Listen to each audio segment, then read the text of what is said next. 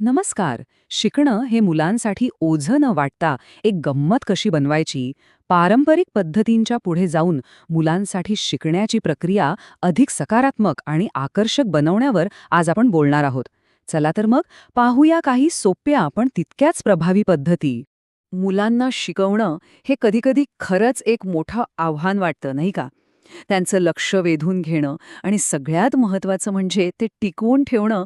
अरे बापरे, हे काही सोपं काम नाहीये, हे अनेकांना जाणवतं. पण थांबा, काळजी करण्याचं काही कारण नाही. यावर एक मस्त उपाय आहे. तो सापडतो दोन मुख्य गोष्टींमध्ये.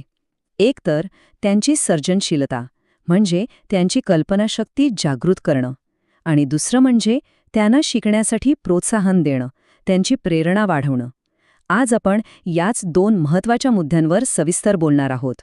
चला तर मग सुरुवात करूया आपल्या पहिल्या भागापासून, सर्जनशीलतेला चालना देण्यापासून. म्हणजे नक्की काय?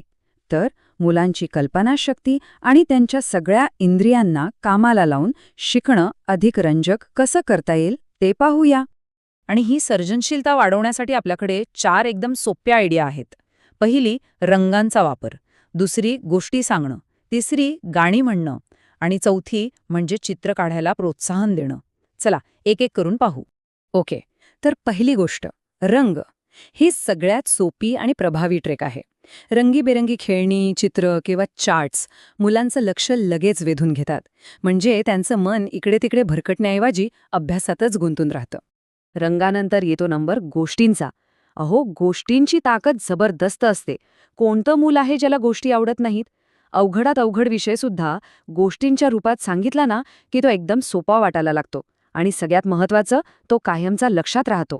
गोष्टींसारखंच गाणी आणि कवितांचंही आहे. गाण्यांमधली ती लय, कवितेतला तो ताल, यामुळे मुलं लगेच त्याकडे ओढली जातात. बालगीतं आठवून बघा, ती आजही आपल्याला कशी लक्षात आहेत.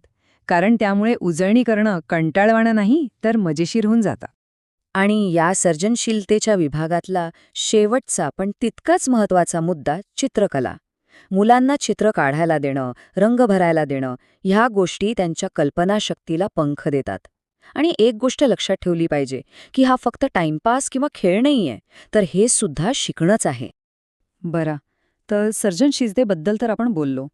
आता वळूया आपल्या दुसऱ्या तितक्याच महत्त्वाच्या भागाकडे, आणि तो म्हणजे मुलांना प्रेरणा देणं. इथे आपण ॲक्टिव्हिटीजपेक्षा जास्त भर देणार आहोत, तो शिकण्यासाठी लागणारा वातावरण कसं तयार करायचं यावर. म्हणजे त्यांचा आत्मविश्वास कसा वाढवायचा हे पाहूया. तर ही प्रेरणा वाढवण्यासाठी सुद्धा आपल्याकडे 4 सोपे मार्ग आहेत. पहिला, खेळातून शिकवा. दुसरा, त्यांचं कौतुक करा. तिसरा, छोटी छोटी बक्षिसं द्या. आणि चौथा, जो खूप महत्त्वाचा आहे, त्यांचे मित्र बना. खेळातून शिकवणं ही खरंच एक जादू आहे. कारण मुलांना ते अभ्यास वाटतच नाही. ते खेळत असतात, मजा करत असतात, आणि त्या मजेमजेतच अनेक गोष्टी शिकून जातात. आणि अशा शिकलेल्या गोष्टी डोक्यात अगदी पक्क्या बसतात. आता प्रोत्साहन देण्याचे 2 प्रकार आहेत, आणि दोन्ही तितकेच महत्त्वाचे आहेत. पहिलं म्हणजे कौतुक. जेव्हा मुलं काहीतरी चांगलं करतात तेव्हा त्यांची मनापासून स्तुती करा.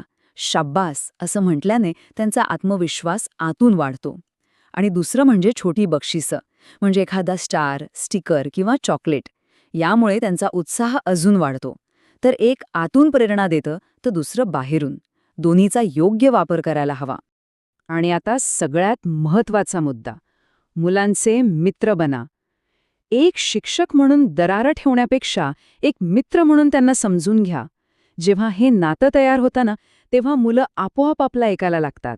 ते न घाबरता प्रश्न विचारतात आणि शिकण्यात मनापासून रस घेतात. चला तर मग आपण आत्तापर्यंत जे काही पाहिलं त्याचा एकदा पटकन आढावा घेऊया. हे जणू काही शिकणं सोपं करण्यासाठीचं एक कम्प्लीट टूल किटच आहे. तर बघा, आपल्याकडे 2 मुख्य भाग होते. एक, सृजनशीलता. त्यासाठी काय करायचं? रंगांचा वापर, गोष्टी सांगणं, गाणी म्हणणं आणि चित्र काढणं. सोपं आहे की नाही? आणि दुसरा भाग होता प्रेरणा वाढवणं. त्यासाठी आपण पाहिलं, खेळातून शिकवणं, त्यांचं कौतुक करणं, छोटी बक्षिसं देणं आणि त्यांचे मित्र बनणं. या सगळ्या टिप्स एकदम सोप्या आणि लगेच वापरता येण्यासारख्या आहेत. बघा, शिकवण्याच्या या किती सोप्या पद्धती आहेत, पण याचा परिणाम खूप मोठा आहे. या छोट्या छोट्या गोष्टींमधूनच मुलांमध्ये शिकण्याची आवड निर्माण होते. आणि शेवटी एक विचार करण्यासारखी गोष्ट. आज आपण केलेले हे छोटे प्रयत्नच तर उद्याचा त्यांचा आत्मविश्वास घडवणार आहेत.